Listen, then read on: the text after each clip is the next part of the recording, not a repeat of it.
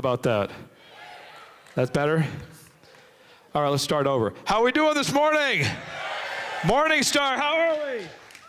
All right, could you guys hear me at all? I feel like I'm enclosed in that cubicle like I'm completely by myself. Nick, that was for you. I don't know if you enjoyed that. I played that for my friend Nick and his wife because they like drums. Give it up for Nick and his wife. I felt like I was all by myself up there because, you know, ever since they invented that glass fishbowl for the drummer to play in, he's gotten lost. I don't even know if you could see me out of the car window there or whatever. But I like playing when that thing's open so I could feel the people. So you guys doing all right this morning? It is awesome to be here. I get so excited every time Rick invites me to come back. I don't know why he invites me to come back, but he does.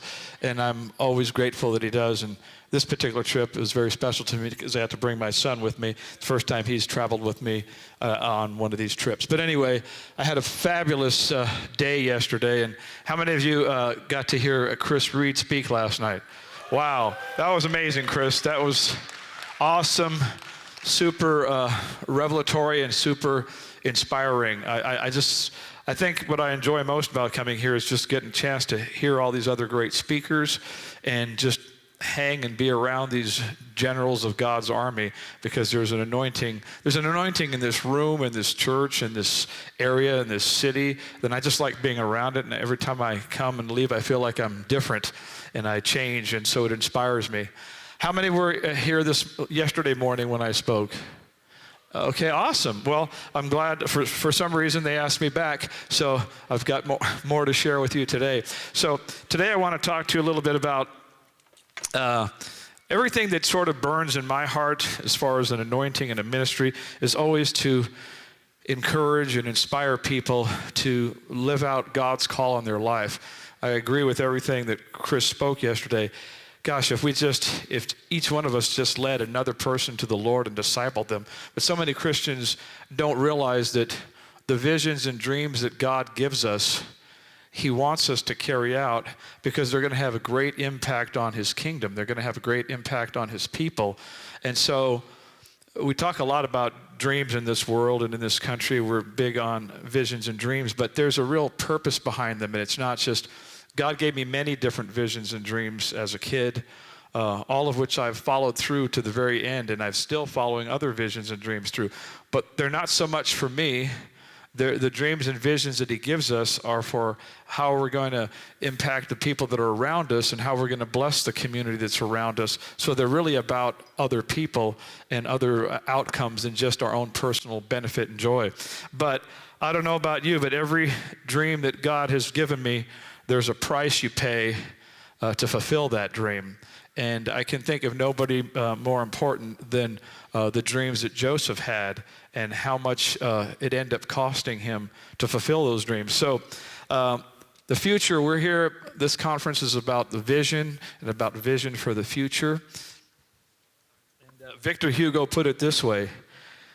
He said, "The future has many names. For the weak, it is unattainable. For the fearful, it is the unknown. For the bold, it is opportunity." So we all view the future in different ways.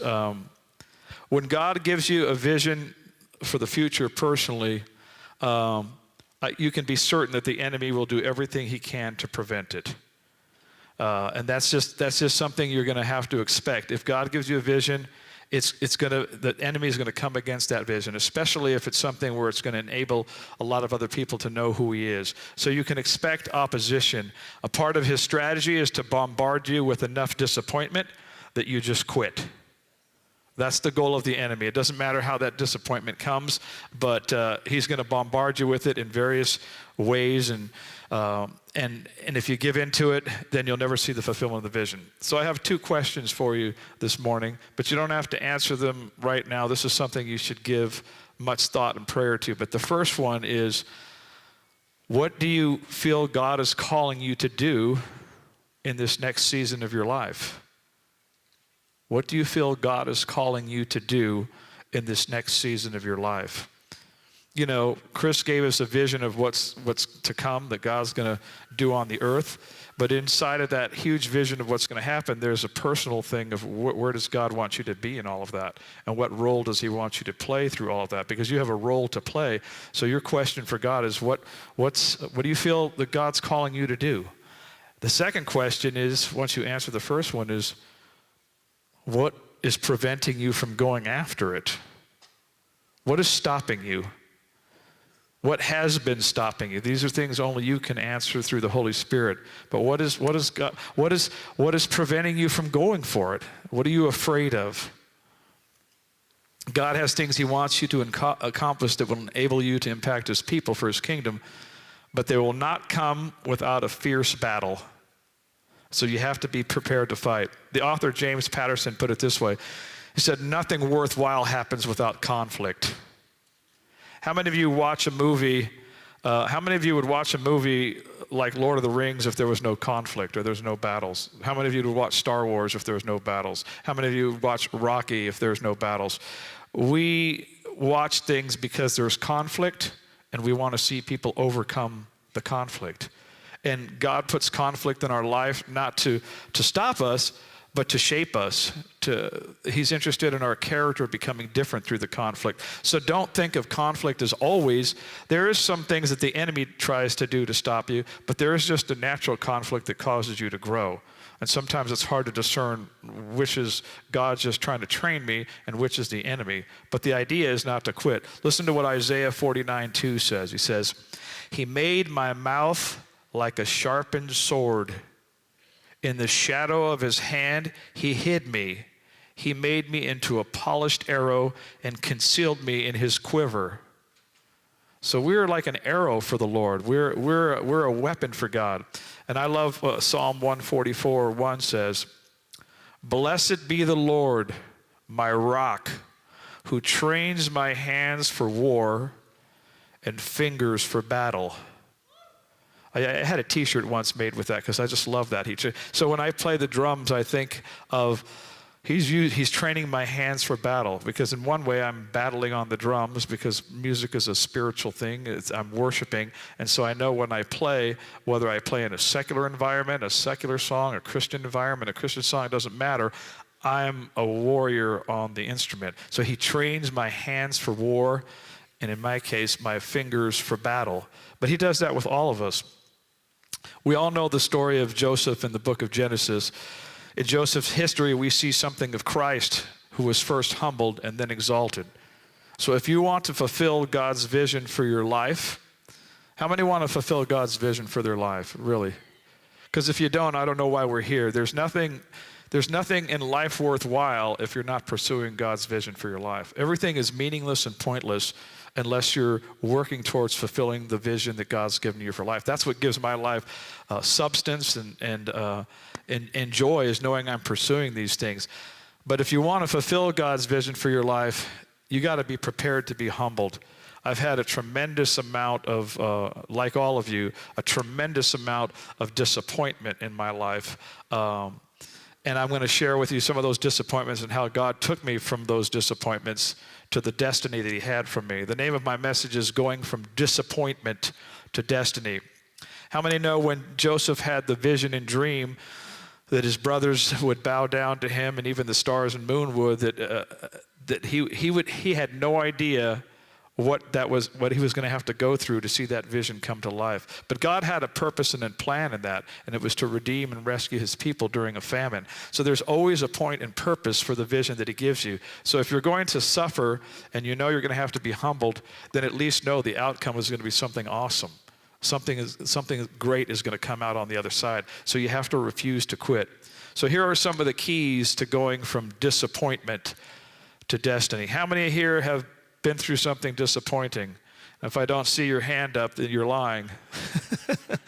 Or you found some other way to do it that I haven't. Or how many of you are disappointed right now about something happening in your life? Right? Disappointments, they're all around us. So we're not going to be able to avoid them. So how do we navigate through them? So the first thing is to ask God, and some people have never done this, just ask God to give you a vision for your life. Say, Lord, give me a vision for my life. What is it that you put me on this earth to do? What is it that you want me to accomplish.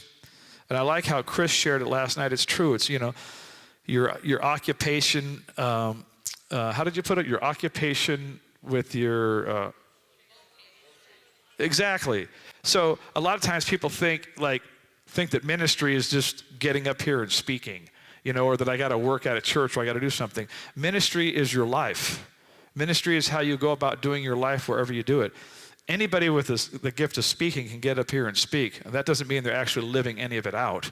So, you know what I mean? So that's just a gift of an orator. But the bottom line is, the whole world is your ministry. Your ministry is your life and how you do life and everywhere you go. And everywhere you go, you have an opportunity to be a light in a dark place. So the purpose of your life should be to glorify God wherever you're at, wherever He's got you. You have to be faithful with where He has you now so He can take you to those other places. A lot of times I think people are waiting to get that dream job or that dream position before they finally decide to give it their all. It works the other way around. You're faithful in the little things and He puts you in charge of more. So be faithful with whatever job you have right now, whatever influence you have right now. Be faithful with those little things and God will multiply it and God will take you to other places. But look at your ministry as your life, not a church, not a service, not a small group, but just wherever you go, that's your ministry. So ask God to give you a vision for your life. Proverbs 29:18 says this, where there is no vision, the people perish. John Mason put it this way. He said, it is not the absence of things that makes you unhappy. A lot of people think things are going to make them happy. Things don't make you happy. It's not the absence of things that make you unhappy. It's the absence of vision. Because you have to know where you're headed. So every January, I write out my goals for the coming year. I'm very big on that because I believe God speaks to us and He gives you visions and dreams and they're going to come in ideas. And then you write them down. Can you imagine buildings going up without a blueprint? What building can go up without a plan for it? So God gives you visions and dreams, and then you have to strategize. So I read and studied that you are 42% more likely to accomplish something if you write it down. Now, I did not know this, but ever since I was a little kid, I've been writing down visions and dreams. I never read that when I was young, but I still have a piece of paper from when I was 16 years old. It's a little orange piece of paper. I was working at the county fair, and I wrote down, at the time, I just started playing the drums, but I wrote down the vision. I said, I want to become a world-renowned drummer. I still have the piece of paper. I said, I want to be married to the love of my life. There was 5 things I wrote down on that piece of paper. I kept a diary from when I was 10 years old. I was always writing out visions and dreams. And then later when I read that you're 42% more likely to achieve them, do the work. I've always taught all my students, I said, write down a vision and dream for your life. Ask God to show you in 3 areas. We have a personal life, which is how we thrive in relationships with people. And we have a spiritual life, which is our relationship with God and how we thrive and connect with God. And then we have our vocational life, which is some skill or gifting that He gave us that we're able to make a difference in the world. And we're never going to be fulfilled unless we're flowing in all 3 of those areas, because He didn't make you to just flow in your vocation.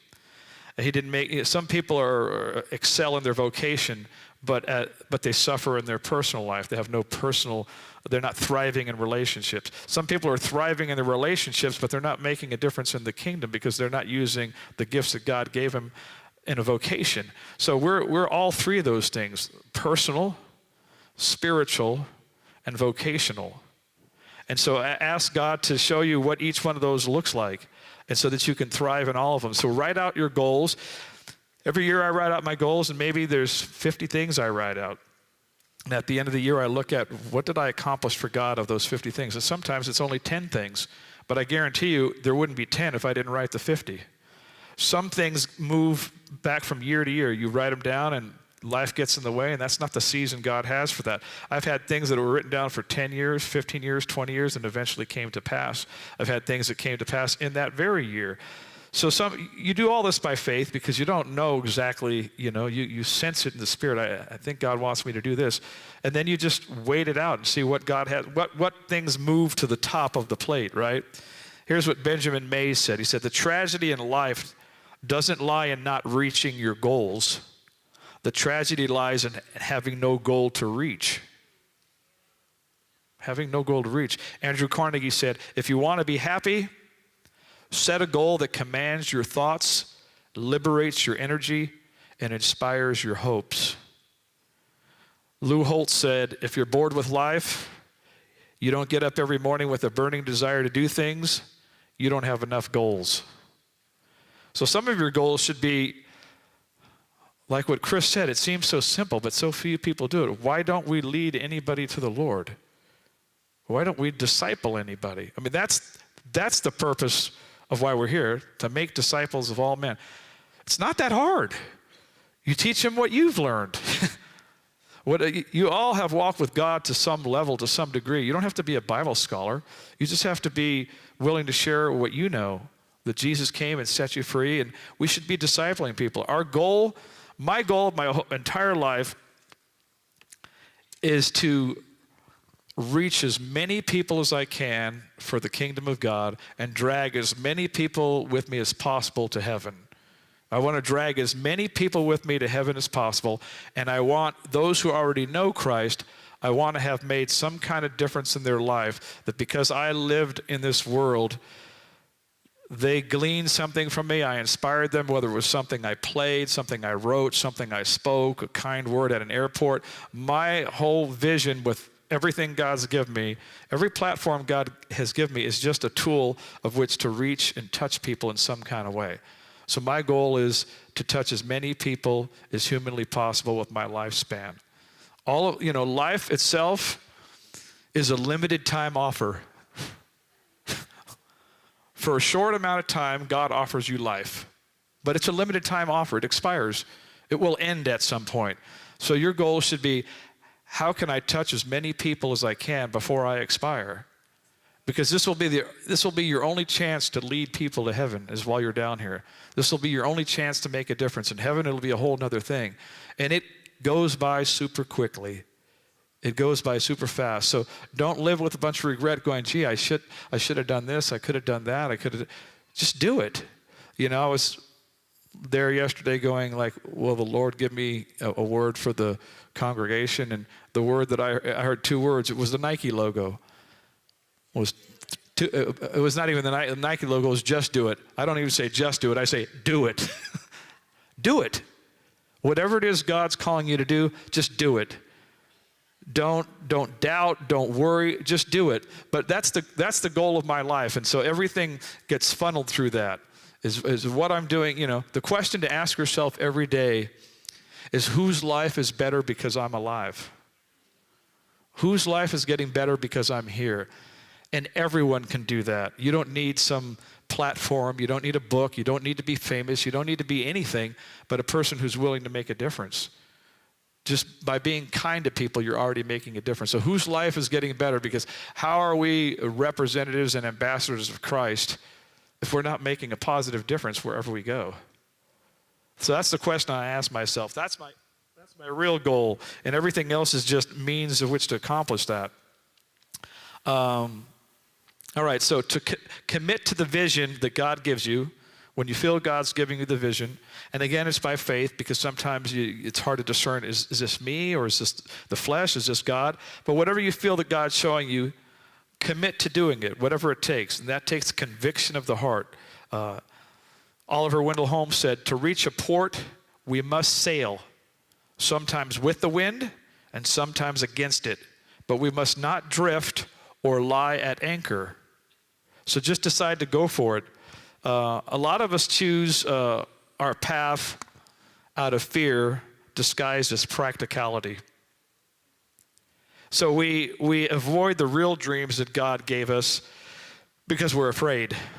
So then we choose a different path because we go, well, this is more practical. That would be too lofty or too whatever, because we have a shallow perspective of ourselves, and we realize this might require a lot of work.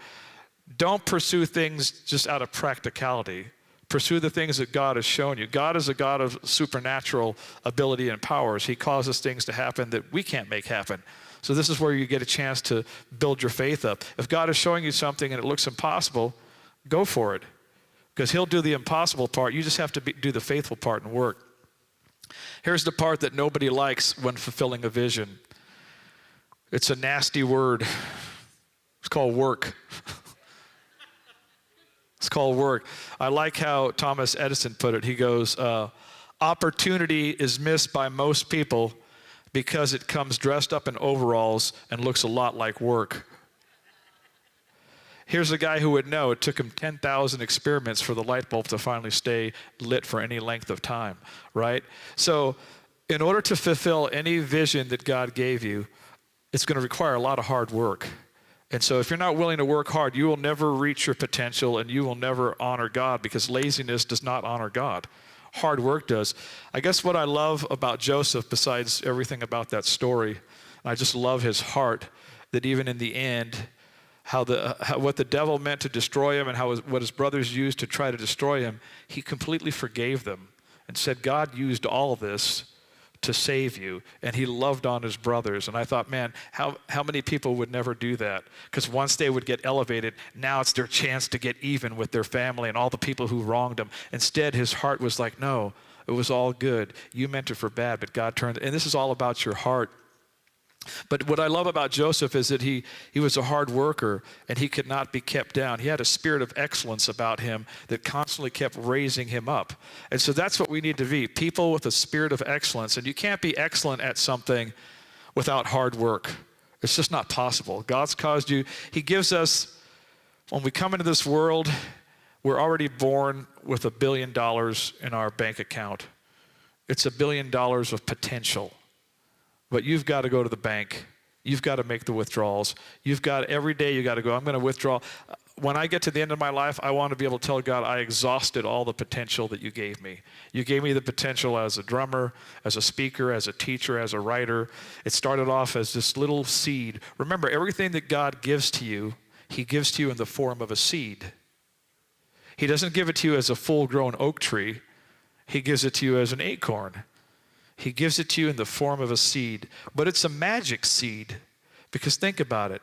A farmer takes seeds and plants them into the ground, and if he abides by the principles that God put in nature, magic happens. Something grows from this little seed. You have a whole cornfield. From this little seed, everything comes from a seed, but we never invented the seed. The seed is the miracle part of God. The seed of your potential is a miracle. The fact that you can excel in a certain area and a certain skill predestined by God is magic. He's giving you almost like Jack of the Beanstalk. He's giving you magic beans, but you got to put them in the pot.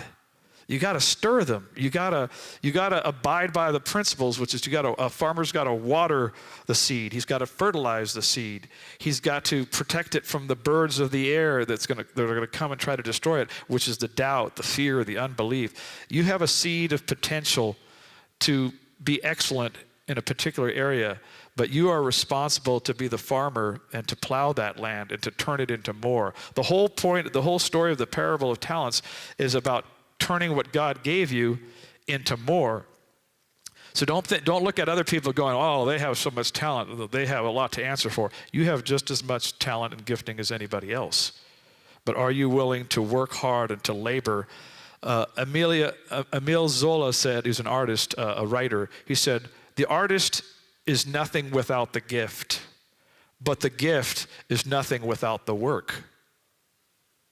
Michelangelo was the same way. It's like all these people have a gift, but one of those quotes he said that I loved, he goes, if people knew how hard I worked to get my mastery, it wouldn't seem so wonderful.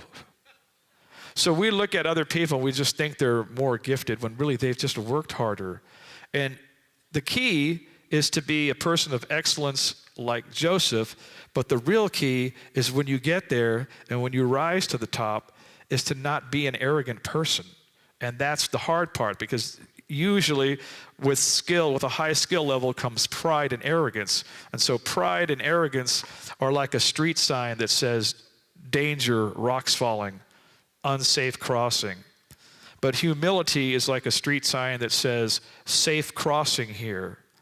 Because if you're humble, like Joseph was, it allows you to bring other people on the path with you.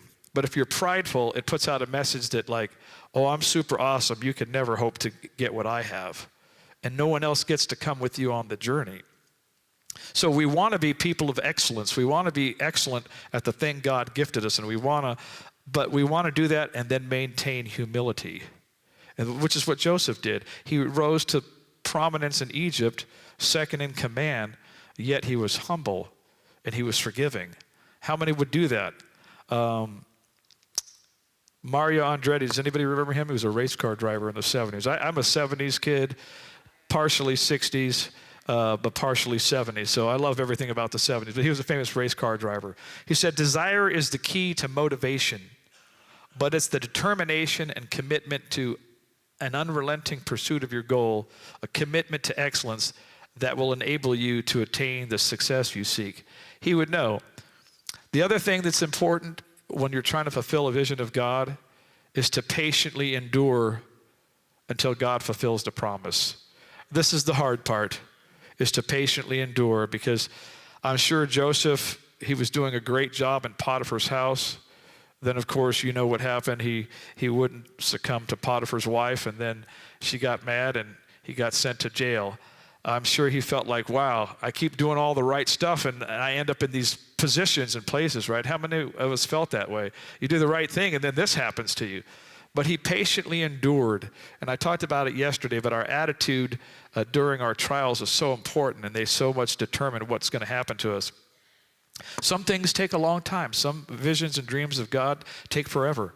Earl Nightingale said this. He goes, never give up on a dream just because of the time it will take to accomplish it. The time will pass away. 5 years from now, it'll be 5 years from now, no matter what we do or don't do. The time is going to pass. So I always tell myself, it may as well pass while I'm slowly inching towards the vision or dream that God gave me. Right? It's going to pass anyway. If you do something or you do nothing, the time's going to pass. Let it pass with slow progress. What does it say? The snail reached the ark by perseverance and patience. Right? Can you imagine? Snail walking towards the ark. So that's how you got to go. You know what? I'm moving forward. That's all that matters. Ralph Waldo Emerson said this. He said, adopt the pace of nature. Her secret is patience. Adopt the pace of nature. Her secret is patience. Hey, I would rather die with 10 dreams that I wasn't able to fulfill, but I may have fulfilled 80 other dreams. In other words, Walt Disney died, and he had the dream of Disneyland that had not yet, Disney World that had not yet been fully realized. But he had that dream in his heart, and eventually Disney World came, and he died with those plans in his hand, I think, and he had the maps all over. He was still, so I'd rather die with unfinished dreams, but having fulfilled some because I had dreams. You know, we may not fulfill every single thing, but hey, I want to die in faith, knowing, Lord, I was still pursuing that when you took me out. And some of those things we build are for the next generation. We live in a society where we want to feel everything right now. We want to experience everything right now. We want the pleasure right now. We want the reward. We want the accolades right now. But you got to think back to the old days when people would build a church and it might take 400 years to build. Maybe all you did was the stained glass windows. Maybe all you did was the foundation, and you knew another generation would come after you and do that. We have to think about the things that we're building here are going to impact future generations. If you guys fulfill the will of God and you impact the people around you, who knows what destinies you're changing? If you turn one man to turn to God and he becomes a better father, you've changed future generations until Jesus comes back, because one man got his act together. Now he's raised better kids that found out about the Lord. Now he's become a responsible father. So every little change you make in somebody has eternal implications. So don't look at anything as, well, I didn't preach to a million people like Billy Graham, or I wasn't a war hero, or I wasn't a famous writer. It doesn't matter. Be a faithful person. Theodore Roosevelt said it is better to be faithful than to be famous. Just be faithful to the things of God. The other thing is to be persistent.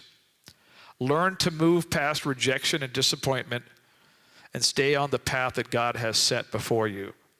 Remember, Jesus was rejected. Every great servant of God was rejected. So why are we so crazy to think that we're somehow going to be able to avoid being rejected in this world while pursuing the visions of God?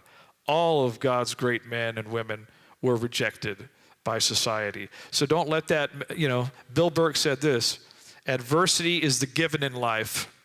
Character is built or crushed by our response to it. General George S. Patton said this, I don't measure a man's success by how high he climbs, but how high he bounces when he hits the bottom. Right? Anybody can praise the Lord when they're prospering. That's easy to do. Anybody can be thankful when everything's going good. But what do you like when the bottom totally falls out? Because it will fall out. It's going to fall out for all of us at some point. But what do you like? Are you able to praise God then? Are you able to thank God then? Are you going to be patient? And then St. Catherine of Siena said this, nothing great is ever achieved without much enduring. You have to endure, people. So whatever God's vision is for you, endure. The next thing is to reassess, recalibrate, and retool. So there's many times God will give you a vision for something, and you'll attempt it. It could be a business. It could be, in my case, I'll share a story. I wrote a book. It's not out there today. My book Soar is out there, but I wrote a book before Soar called The Big Gig. It's a 440-page book, a vision that God gave me. It's called The Big Gig, Big Picture Thinking for Success. And it was a book that I wrote. It was actually the book I was looking for when I was 18. It was when I was 18 trying to become a musician.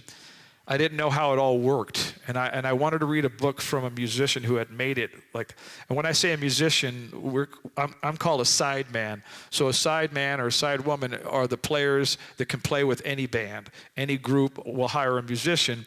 So the Beatles is a band, right? It's 4 guys in the band. But if the Beatles had an additional player, they would hire a side man. They hired once a guy named Billy Preston to play keyboards. So a side man is an independent musician. So I couldn't find any books on that when I was growing up, and I was in LA trying to figure out how does this industry work.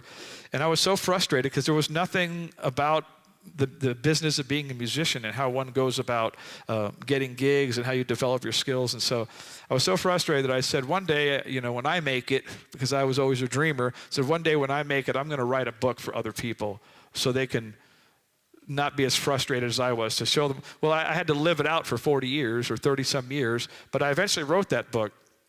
God gave me the vision. So some of these visions God gives us start off really small, and that's what you have to remember.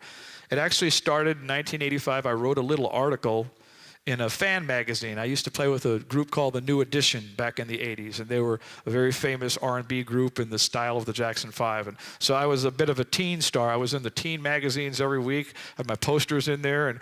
And so they asked me, hey, could you write an article for the magazine about show business, because I was getting all this fan mail. Hey, how did you make it and all this? And so I said, okay, I'll do that. So I wrote an article. It was called Zorro's Show Business Tips. It was like 3 pages. I was only like 21 or whatever. It's like 3 pages long. But when I look back on my life, I go, that was the blueprint for what became a 440-page book. That was the structure of the whole thing and how it all started. And I go, it started with just being faithful to writing a little article. I never had any writing training. I never went to school for writing. I had the desire to write, and I guess you could say God gave me the gift of writing. Again, it came in a small seed. I had to develop it. So over those 30-some years, I wrote the book, and then I remember trying to get it published around 2007, and I was rejected by every publisher out there. And I'm going, well, Lord, you gave me this vision. You gave me this dream. I know this is from you. How is this ever going to happen? You get frustrated, you get disappointed. So I never quit. I put it on the shelf. I said, Lord, I know in your timing this will happen, even though I'm being rejected by everybody in your timing. So I put it on the shelf, and I worked on other goals and other visions. And then I came back and revisited it a couple years later. And when I read it, I was like, I'm so much of a better writer now. And I rewrote the entire thing, and it became like a 440-page book. Then I found a publisher who absolutely loved it. The book went around the world. It exploded. It became the industry standard for all musicians. And the great thing is all the publishers that turned me down, God was preventing, and this is for you. So sometimes God blocks things from you because he actually does have something better. And I know it can sound like a cliche, but in God's case, a lot of times it's true. He'll block something that you see as a blessing that you want, but it's because you don't see that that's not the thing. So if I would have got published by any of those publishers, the book would have changed a lot. The publisher that ended up publishing it, they were not a Christian publisher. They were a secular publisher that did a lot of music instructional books. But one of the things the main editor said, he goes, I like all your spiritual stuff. He goes, I want you to keep all your stuff about God and all your stuff because people need that. And he wasn't even a believer, but he was drawn to the light of those things that I wrote in the book. So that publisher allowed me to write everything that I wanted to write without holding anything back. So I wouldn't say that it was a Christian book, but it was clear that my Christian principles were in that book, and anybody with a brain would go, this guy's a believer. But any other publisher would have cut all that out. So God knows what he's doing. So I waited and I persevered. And the whole point was what? So I could have a book out to see how wonderful I am? No, because the book impacted tons of people around the world. And tons of people would come up to me and say, I read your book, The Big Gig, and they said, now I really see the whole big picture. Because the whole big picture was everything, not just becoming a successful musician, but becoming a good father, becoming a good person, and seeing your life itself is the big gig. Not the gig itself, but your life, some parts of your life is the big gig. It's your life. So anyway, I want to encourage you with that because I was rejected by so many publishers and so many times, but this is the part about retooling, reassessing, recalibrating. So sometimes we'll get a vision and we'll get disappointed because people didn't buy the first version of it, and then we'll just quit. Instead of going, well, God, what do I need to do to retool this thing? Most of the successful people in business will tell you they started many other businesses that failed first. Many businesses that failed, and then the sixth business finally took off, right? So you have to be willing to go back to the drawing board with God and go, how do I make this better? How do I retool? How do I reassess what I've originally started so that I can make it what it is? This is the work part.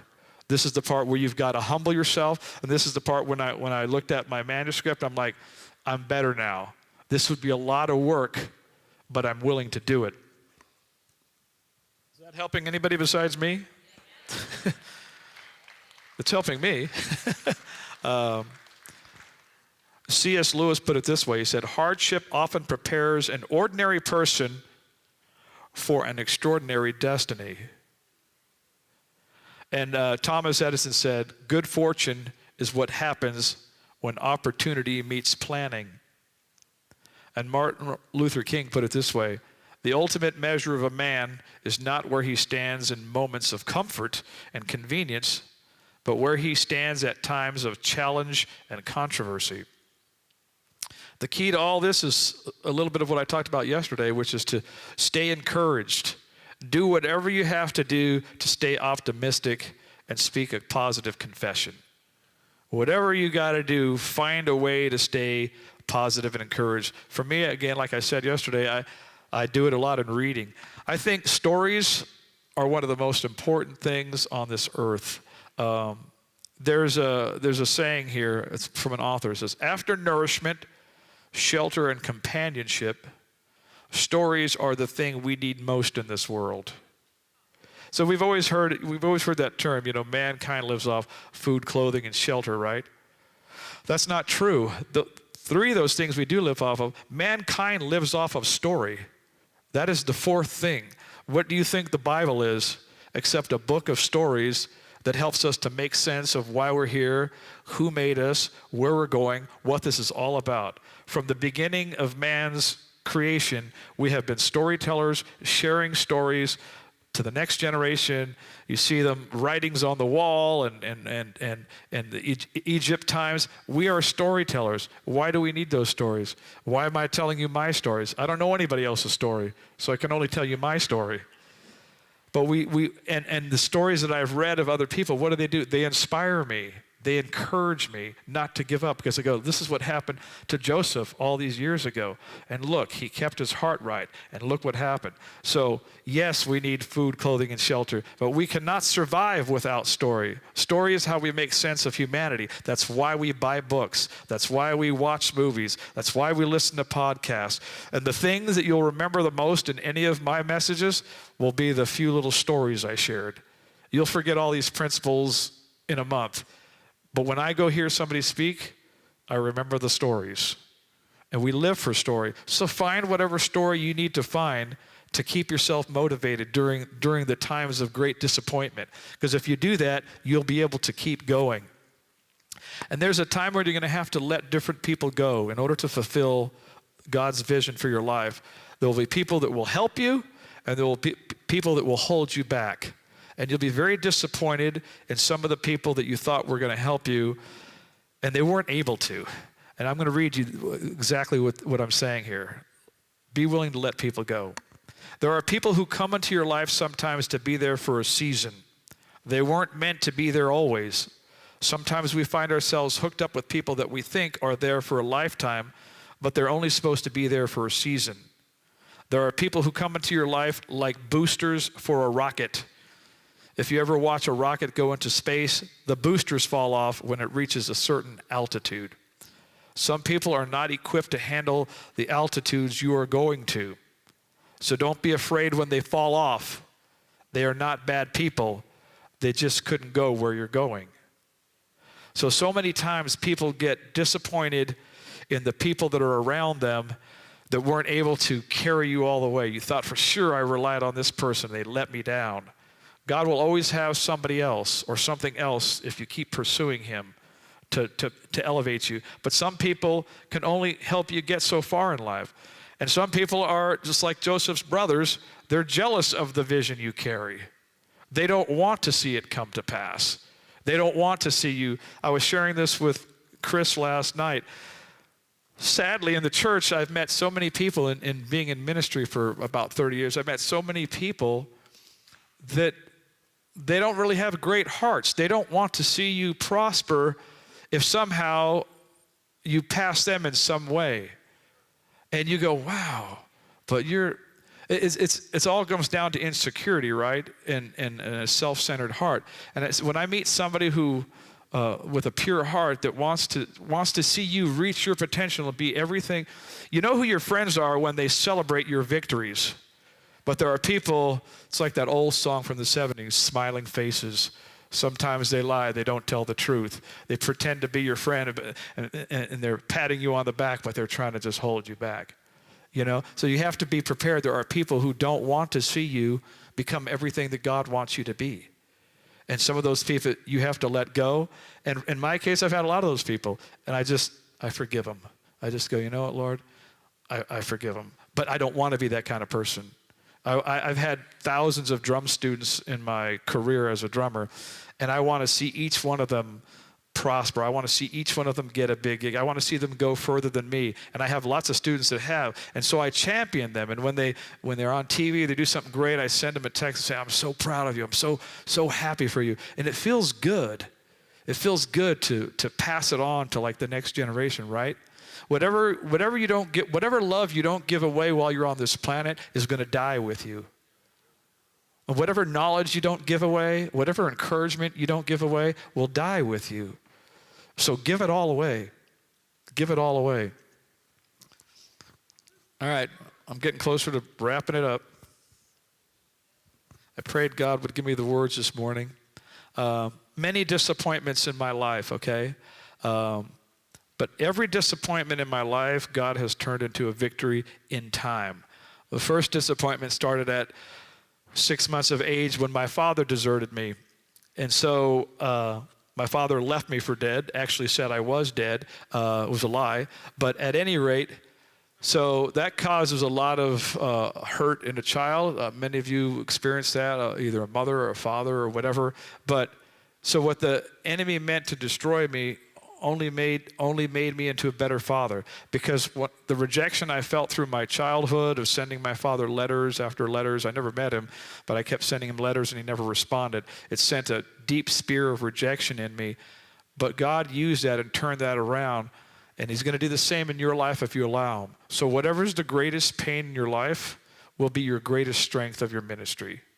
Whatever you have endured, whatever you have overcome, becomes the tool of which God uses to place empathy and compassion in you. Because of growing up fatherless, my desire was one day I want to become a great father. I want my kids to feel the love that I never felt. And that father's heart transcended into all of my ministry. So everywhere I've traveled in the world, I have the father's heart, which is to help people, to encourage people, to inspire. And I've done it with thousands of students in teaching and doing drum clinics and drum camps around the world and Christian conferences. But that came from that disappointment. So the very thing that the enemy is trying to use to crush you, if you allow God, that becomes your point of strength. And I was married when I was younger, and that marriage ended in divorce. I never wanted to divorce, but my wife at the time, we were both very young, so there's that part. But she had an affair and then announced that she didn't want to be married to me anymore. And it was a heartbreaking, crushing blow because I wanted to be married forever because I grew up in a broken home, and I was like, I never want to be one of those guys who's divorced. I want to marry somebody and then be with them forever. But that wasn't what happened. But now I've been married for 27 years. I made a mistake the first time. Yeah, I've been married for 27 years. And so God is the God of second chances, third chances, fourth chances, ad infinitum, right? So everything that the devil meant to destroy me with, God turned into something that was more powerful and more useful. And I say that because everybody in this room has disappointment. Everybody in this room has heartbreak. Everybody in this room has had unrighteous things happen to them. Things that were unfair, things you didn't deserve, things that just, and this is why when I'm ministering to people that don't know the Lord, I always tell them, God doesn't make people do bad things to you. I never blamed God for my father abandoning me because I realized he did that all on his own. That's what sin is. When your life is not surrendered to God, you're only capable of bad, evil, and selfishness. So I never blamed God for any of the disappointments in my life. I never raised my fist at him. I realized it's just the world. It's a fallen place. It's filled with sin. It's filled with broken people. And they do that all on their own. So let all of that hurt of your past go. I don't know how many people in here are blaming God for things that happened to them at certain points, but it's never him. He doesn't cause those things to happen, but he will use them for his good, even though he didn't cause them to happen, if you allow him in the soil of your heart. If you allow him in there, even the worst thing that's happened to you will make you strong and will make you relatable to other people. And more than anything, it will give you empathy for other people. Because honestly, we don't care about people until we've gone through something. We're all very self-centered creatures as human beings. And it's only when you suffer and you struggle and you go through something do you then begin to have compassion and empathy for other people because you know what it feels like. I remember when people would say, oh, I lost my dad or my mom or my grandmother and all that. And I would go, oh, I'm so sorry. But I really wasn't that sorry because nothing like that had ever happened to me. I was sorry as I could be without that understanding. But it wasn't until I lost my own mother that I knew the severe pain of losing the one you love most. After that, when somebody said I lost my father and mother, I was like, come here. I give a hug. I understand, but I promise you it will get better. Now I had empathy. But before that, it was just courteous words we all say. Oh, I'm sorry, so sorry to hear that. So just remember that God is a God who will use everything in your life that the enemy has tried to destroy you with, like he did with Joseph.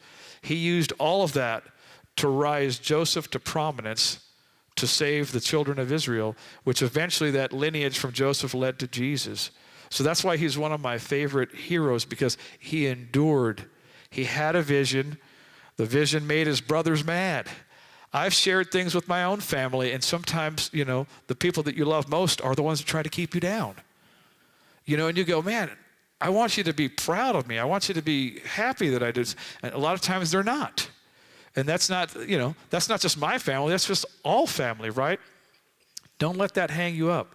There'll be a few people cheering you on along the road to life. The main thing is you got to learn to cheer for yourself. Not in a selfish, arrogant way, but in the way that Joseph must have had to encourage himself, and how David had to encourage himself when he was in the cave when Saul was after him. The Bible says David learned to encourage himself in the Lord. Sometimes no one is cheering you on towards this vision. And you got to learn to cheer yourself on, because you got to learn that God's cheering you on. And if God's cheering you on, then it's okay to cheer yourself on. It's not like arrogant self-love, but like, hey, my son is here. He knows that I love him. I love him when he's being good, and I love him if he's being not so good. I enjoy him more if he's being good, but I don't stop loving him. So, so the bottom line is the Lord loves us through all of it. All right, I'm going to wind it up. I love how when I bring the plane in on time for a landing, because again, I tell you, I was a drummer. I got to do things on time. I got to abide by the time I'm given. Lastly, trust in God for his outcome and his timing. Trust in God for his outcome and his timing. Release what you have no control over to God.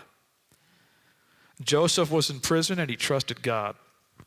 The last thing I'm going to share with you is, and Rick knows, I'm going to share the story as quickly as I can. So, you guys know I wrote a book called Soar. I told you about the big gig, and Soar is a motivational book on how to live out God's dream for your life. But God gave me another vision many years ago, and the vision was to write a memoir of my life.